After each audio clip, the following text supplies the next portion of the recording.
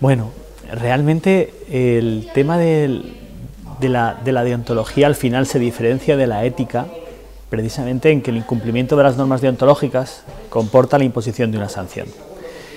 La relación entre los abogados y sus colegios es una relación de sujeción especial, lo cual tiene bastantes particularidades, comporta bastantes particularidades a los efectos de la tipificación de las infracciones, pero aun siendo así, lo cierto es que para que la infracción deontológica pueda ser sancionada es fundamental seguir el correspondiente procedimiento disciplinario.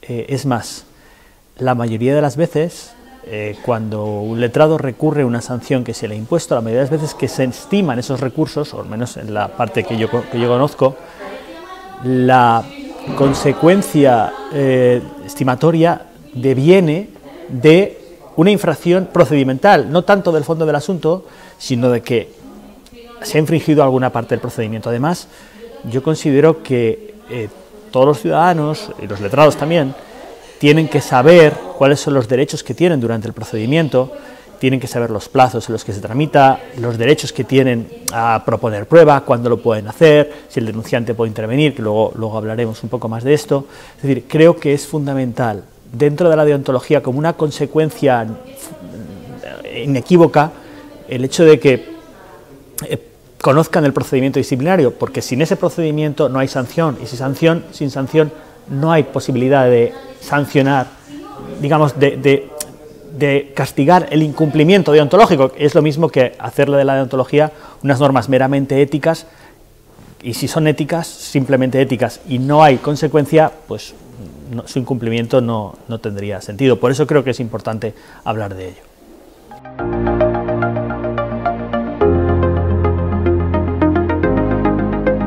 Sí afecta. Afecta en varias cosas. Por ejemplo, para las sanciones leves se obliga a seguir un procedimiento simplificado. Por otro lado, elimina la posibilidad de suspensión de las ejecuciones hasta la firmeza total, y ahora basta con la firmeza administrativa, y a partir de ahí ya es obligatorio ejecutar las sanciones. Además, hay más consecuencias, como por ejemplo la imposibilidad de suspender cautelarmente a los letrados mientras se tramita un expediente disciplinario, salvo que ese letrado sancionado sea en el ámbito del turno de oficio, en cuyo caso sí que el estatuto lo prevé. Todo esto antes no estaba previsto. Por otro lado, la posibilidad de suspender el cómputo de la prescripción. Antes, cuando se iniciaba un periodo de información previa, se suspendía la prescripción de las infracciones. Digamos que podías tramitar sin peligro a que te prescribiera, al menos durante 3 meses. Sin embargo, eso el nuevo estatuto también lo elimina. Todo eso son cuestiones de procedimiento, y son cuestiones de procedimiento que tienen una repercusión, que mientras no se haga un nuevo reglamento, pues realmente estamos jugando con el anterior, que es el que básicamente he explicado, aunque con alguna novedad, explicado en la charla que acabamos de dar, y ese reglamento tiene que tener en cuenta todas esas novedades, porque si no lo tiene, se produce una dicotomía y pueden prescribir las cosas, o la posibilidad de ejecutarlas y este tipo de cosas.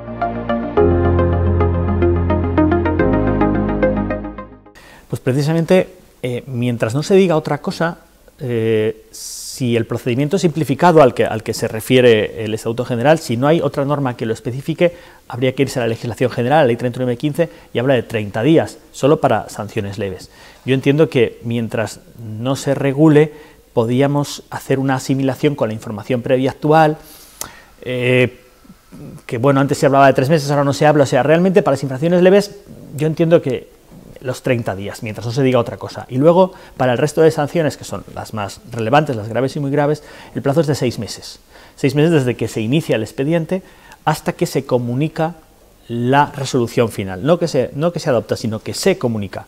Ese plazo es prorrogable en determinados supuestos. Por ejemplo, cuando la práctica es imposible practicarla en el plazo preestablecido, por causas ajenas al colegio. Si es por culpa del colegio no se puede prorrogar, pero si imagínate que se pide un informe a un juzgado, por ejemplo, pues si se pide ese informe y no llega, se podría prorrogar. Como mucho, hasta el doble. Es decir, el plazo máximo son 6 meses, es prorrogable por determinados supuestos, como este que acabo de decir, y la prórroga se puede producir hasta el doble, pero no hasta el doble de los 6 meses, sino hasta el doble de cada uno de los plazos intermedios que el reglamento prevé. Si, por ejemplo, prevé un mes para practicar la prueba y no se puede practicar, podría hasta 2 meses practicarse esa prueba. Y eso implicaría que de 6 meses pasaría a 7 y así en relación a cualquier otro de los plazos intermedios.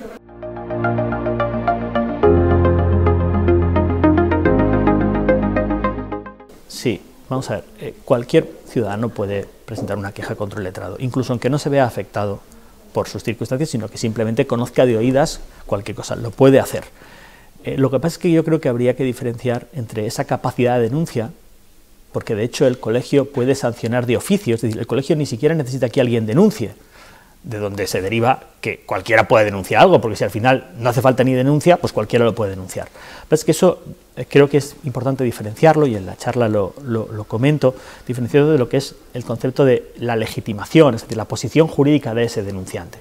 Tú como denunciante estás allí y comunicas los hechos, pero ¿eso te da interés legítimo? Es decir, ¿eso te da capacidad para intervenir en el procedimiento como una parte interesada?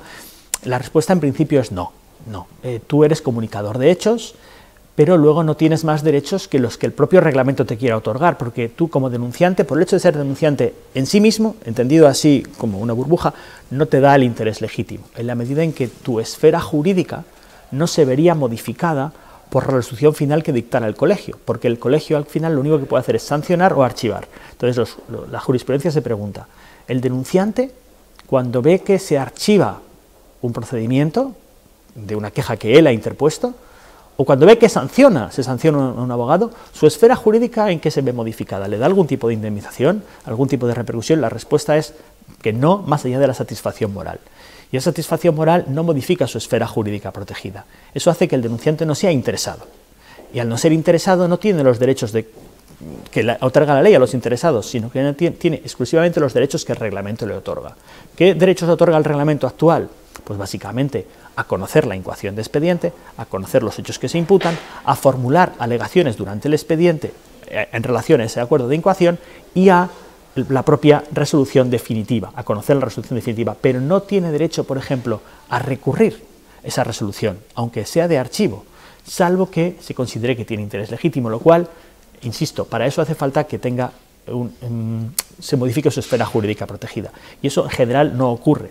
Puede ocurrir en algún supuesto, por ejemplo, cuando el denunciante es un cliente de turno de oficio que, además de denunciar al letrado, solicita que se le cambie de letrado. En ese caso sí que podemos entender que su esfera jurídica se ve modificada porque el archivo generalmente va unido a la decisión de no cambiar de letrado. Ahí sí, porque un cambio de letrado sí que supone, pero si el letrado es particular y tú puedes cambiar de letrado en cualquier momento sin necesidad de que el colegio te lo cambie, tú cambias de letrado, se le sanciona o no se le sanciona, tu esfera jurídica no se ve modificada por el hecho de que se sancione ese letrado más allá de la satisfacción moral. Esa es la posición jurisprudencial, diría que mayoritaria, pero no, es unánime. Entonces, esa es la situación jurídica del denunciante. Puede denunciar, pero luego tiene los derechos bastante limitados durante el procedimiento.